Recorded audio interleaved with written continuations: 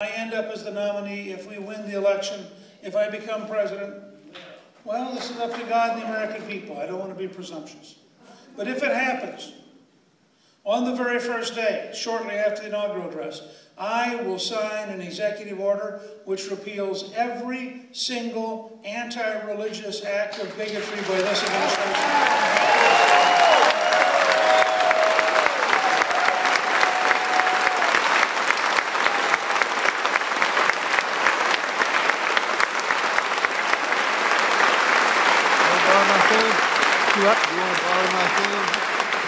And let's be very clear. The elite media has done everything they could recently to totally distort what's at stake in the battle over religious liberty. This is not some fight over a woman's right to contraception. This is a fight over whether the government can impose on a religious institution. Because remember, if this is what the Founding Fathers understood. This is why they fought over the tax on tea. It wasn't that the tax on tea cost that much. It established the principle that they were slaves and the British Parliament could do whatever it wanted without their vote, without their voice, and they said, no, we will not become slaves. We are prepared to stand for what we believe in because that is the cost of freedom.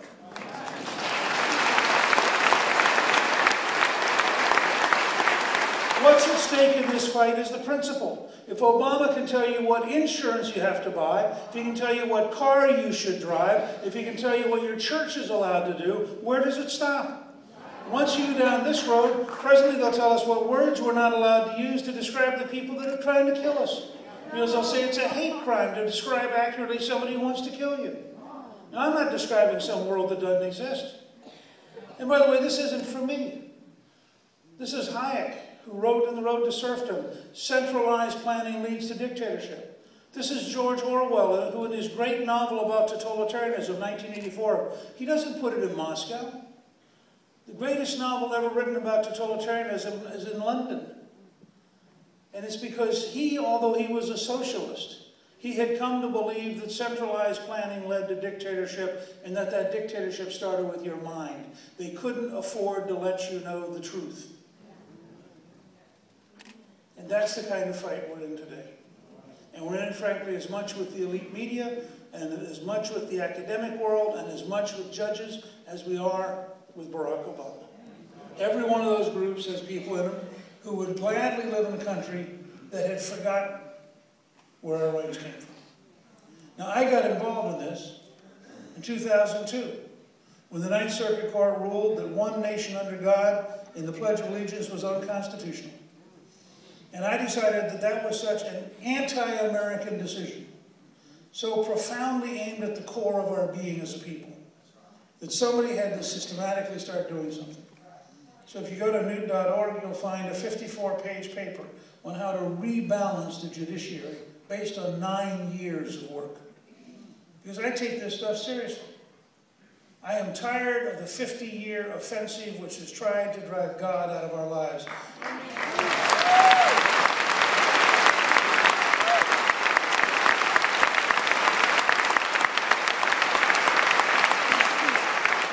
Chris and I did a movie about Pope John Paul II going to Poland in 1979. It's called 9 Days That Changed the World. And during those 9 days, he re-aroused the Polish people in their Christianity. And it's amazing. Do you realize that the Polish communist dictatorship would not allow prayer in school? Now, I want you to think about a government so anti-religious that would not allow prayer in school. Do you realize that the Polish communist dictatorship kept tearing down crosses? Now, I want you to think about a government that would, for example, say that the cross, the Mount Soledad cross in San Diego had to come down. That the Mojave Desert Cross erected in 1934 by the VFW had to come down. We shouldn't kid ourselves. We're at a crossroads in American history. We're at a crossroads in defining who we are. We are the people whose creators themselves, in the Declaration of Independence, they created America.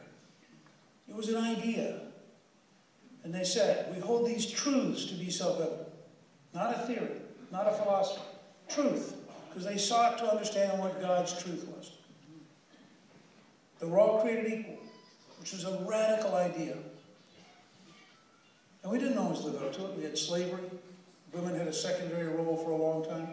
But for 225 years, we have worked towards this ideal, and we are today the most open society ever in the history of the human race to allow people to participate and pursue happiness, no matter where they come from, no matter what their background. When they become Americans, they have enormous opportunity that they probably didn't have back home.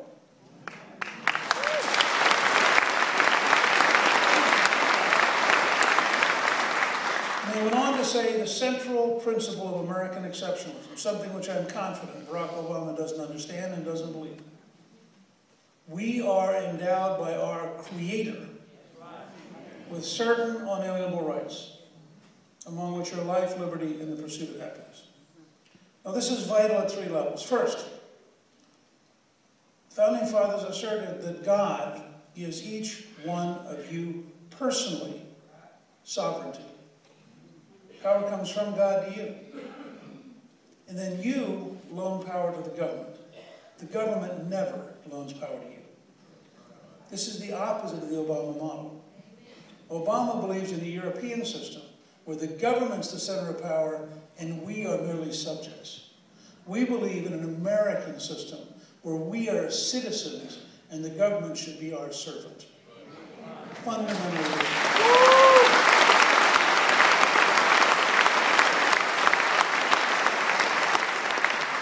They asserted these rights are unalienable.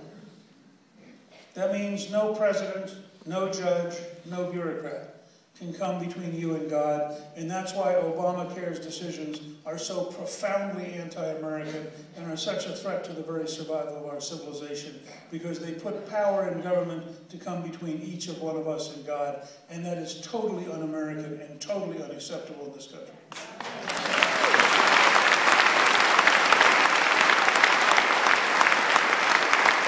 Finally, they're saying one of these the rights to life, liberty, and the pursuit of happiness.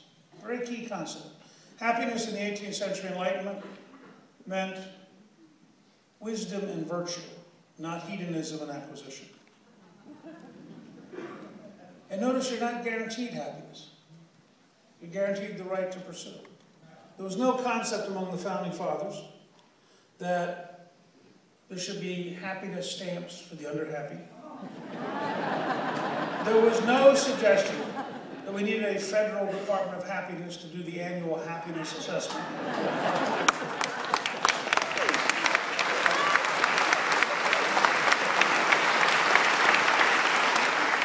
And if you had said that someday a politician would walk in this room and say, you know, I'm going to take from the overly happy and I'm going to redistribute to the unruly happy. The Founding Fathers would have said, what kind of arrogance would believe somebody to think that they know enough and that they have the right to judge each and every American's right to be happy, and then to decide which ones they take from and which ones they give to? That is not freedom, that is a dictatorship.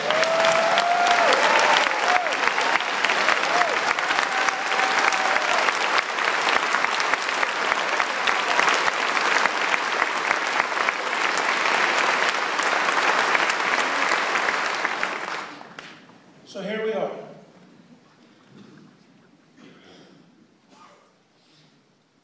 We stand at the edge, and these young children will find out in their lifetime how much courage we have, how much discipline we have, how willing we are to do what it takes.